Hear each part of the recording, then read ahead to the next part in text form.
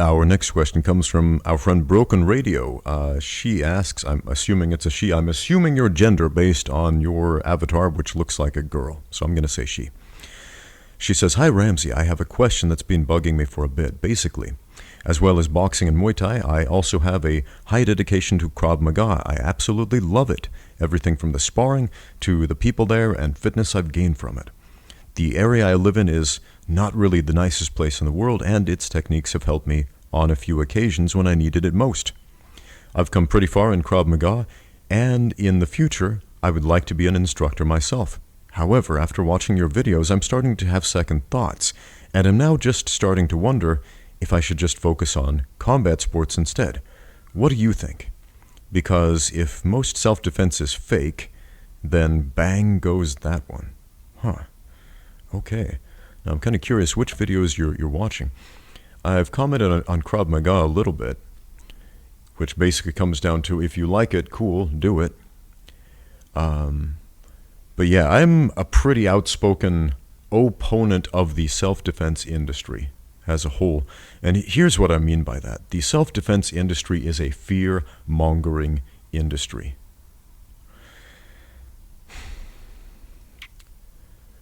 The self-defense industry is people who prey on the fears of others. People who prey on your insecurities. Why? For profit. They want to make money off of you. And if we were honest about what self-defense was in these self-defense classes, nobody would go to them. Nobody. Because they would be frightening, they would be painful, they would be uncomfortable, and they would leave us physically and emotionally scarred afterward. Because if we are going to address violence with violence, we have to excel at violence. And what most self-defense courses and self-defense videos teach, with a few notable exceptions, is trying to counter violence with violence. More specifically, with wimpy violence.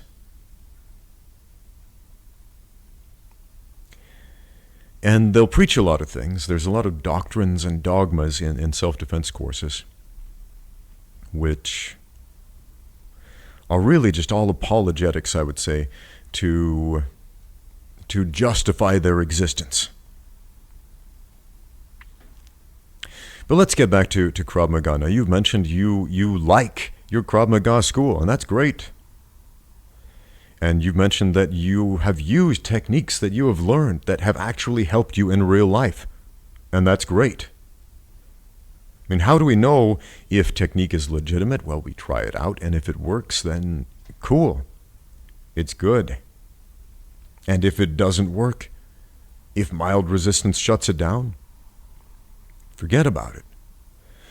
But if you've used this stuff in real life, and it actually has helped you, and you feel it's building your character and yourself physically and in other important ways, then cool, that's great. And if you feel like there is something that you have to give back to the martial arts community through Krav Maga instruction, then great. Go become a Krav Maga instructor and teach what you have learned. And tell your story. But man, when a martial art, when a self-defense system, when something like that becomes about a label, there's a certain problematic. That's problematic to me. I remember I wrote a blog on my website. I keep a blog there. Go check it out. I haven't written one for a while, but I've got quite a few blog entries. But I wrote one on Krav Maga, and because of that, my website, if you searched for Shanghai and Krav Maga a couple of years ago, generally turned up as the #1 search result on Google. And so I would have a lot of people come to Shanghai, and they would want to take a self-defense course. And since Krav Maga is a name that is widely associated with self-defense, they would search Krav Maga, Shanghai, and then my gym would come up because of that blog. And the blog was basically She's talking about my experience with a number of Krav Maga instructors who just weren't very good at their job. You know, guys who couldn't fight their way out of a wet paper bag, who were trying to solve the problem of violence with wimpy violence that doesn't work when push comes to shove. And so I'd have all these ladies, always women, who would email me saying, hey, do you teach Krav Maga at your gym? Because it came up on Google. And I had this thought, man, if I was an unscrupulous person, I would say, yeah, I teach Krav Maga. Come take a Krav Maga class with me, and I'll teach you to defend yourself. And then I would have a class with like 100 ladies in there, all signed up and paying to take this self-defense course under the banner of Krav Maga because that's what they heard. And I would not do that because that would be a lie. That would be disingenuine. And that's not who I am. That's not what I'm about. And I'm also not a self-defense instructor. Yes, martial arts techniques can be used in the act of self-defense, but I am not a self-defense instructor. Again, combat sports is go toward the danger and be the danger. Self-defense is get away from the danger, remove yourself from that violence.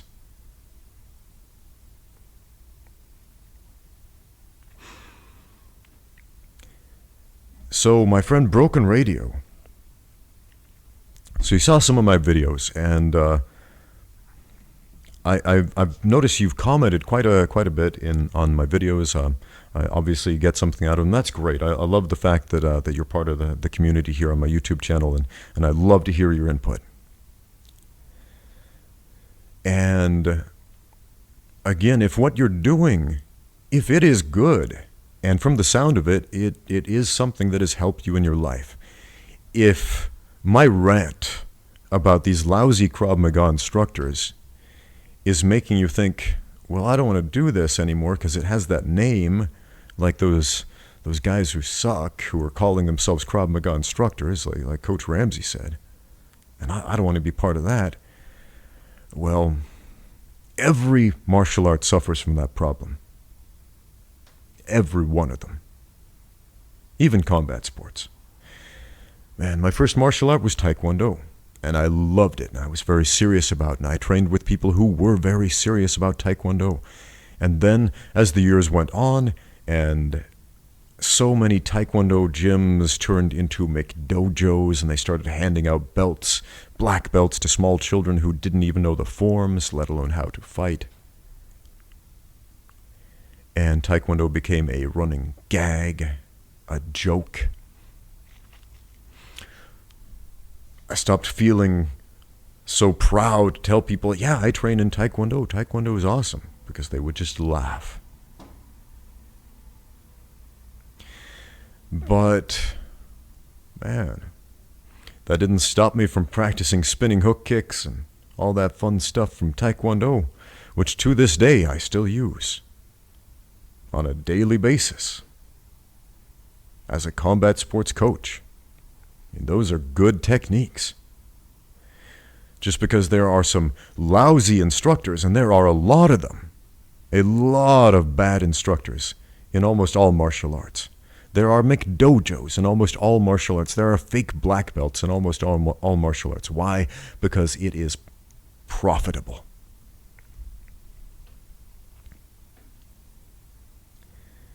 Don't sell yourself short because of the losers who do that stuff. Again, if your gym is a good one, if what you train is good, you don't need to be embarrassed or ashamed of what you call it, because there are some bozos and clowns who call their thing the same thing. I get a ton of comments from people who obviously had some sort of negative experience with mixed martial arts. And they will immediately dismiss everything that I say because they'll say, oh, the last person I'm going to take advice from is from an MMA guy because MMA sucks and I hate MMA guys and they all think this and that and the other, which obviously isn't true. But they had some sort of experience that led them to believe that. I don't know what that experience is. Maybe there was a bully at school who trained at an MMA gym and he picked on them. And so they think all MMA guys are bullies. And so in their mind, MMA sucks. And even if I'm dropping gems of wisdom, they're going to filter it out immediately. And we're all guilty of this kind of bias, me too. When I hear somebody say, I practice Krav Maga, the first thing I think of is all those wimpy guys who suck at fighting, who don't know anything about the act of self-defense, who call themselves Krav Maga instructors. Because I've met so many of them. And I met a couple of guys who practiced Krav Maga, who actually were good at fighting, who actually knew stuff about self-defense. A couple. But I think about the majority. I think about most of my experiences. Now, if most of my experiences with MMA were negative, with bullies and jerks, I would think, well, I don't like MMA. And if most of my experiences with, say, I don't know, what's some other martial art, Kung Fu, were positive, I might think, well, Kung Fu is the best thing ever because all my experiences with that were great. I've got friends who do that. My coach is a really nice guy, and he's a good guy, and he knows how to fight, and he's legitimate. And so Kung Fu is good. I believe in it. It's the same kind of divisiveness we have in religions quite often. I'll often have people say, oh, you're a Mormon? Yes, I'm a Mormon. I'm a Mormon, surprise. And because they had some sort of negative experience with a Mormon at some time, they'll be like, oh, well, screw you. I'm not going to talk to you because you're one of them. See, when we put labels on things, it turns the situation into an us versus them situation. Now, that's no good, man. So, one thing that I strive to do when I became a coach, because when I started coaching, I wasn't coaching MMA. I mean, I started out as a Taekwondo coach. And that was my first martial arts instructing job, a Taekwondo instructor. But over time, I started falling out of love with the whole Taekwondo thing because of all the flaws and all the labels and everything that came along with that label. Like, oh, Taekwondo sucks, that's not real. And I thought, well, I have knowledge that is real. I have experience that is real. I have techniques that are real. So what am I going to do about this? And for a while, I put on a gi, I put on a belt, and I taught martial arts classes without giving it a name. And I remember one day somebody asked me, what do you call this martial art? I didn't really know what to say. I was like, fighting? And then I took off the gi and I took off the belt. And I asked myself a simple question. What is my goal? What is my goal? Take all the labels out of this. Take all the costumes out of this. My goal is to teach people to win fights. That's my goal. To teach fighters how to win fights. Not to teach people self-defense and how to run away from danger and things like that, but to teach fighters to win fights against trained fighters.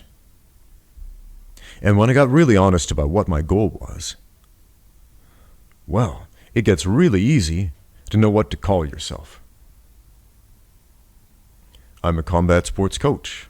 I coach combat sports. I coach fighters to win mixed martial arts fights and boxing matches and kickboxing matches and sanda fights and Muay Thai fights and K1 fights and jiu-jitsu matches and whatever else you throw at us. I will train my fighters to win that fight. That is my job. That is my goal. That, my friends, is what I do.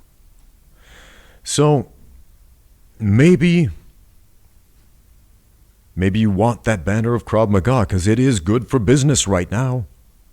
20 years from now, I don't know. Maybe 20 years from now, it's going to be a running joke like Taekwondo was for me.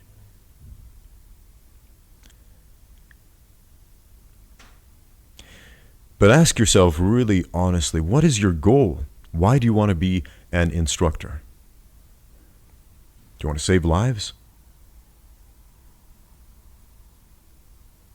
Do you want to teach people to win fights? Do you want to teach people to get away from danger? I mean, those are all good things. Those are all great things. But just ask yourself, what is your goal? And what do you call that? When somebody asks you, hey, what are we learning here? Thanks so much for the question. Keep it coming. Now get out there and train.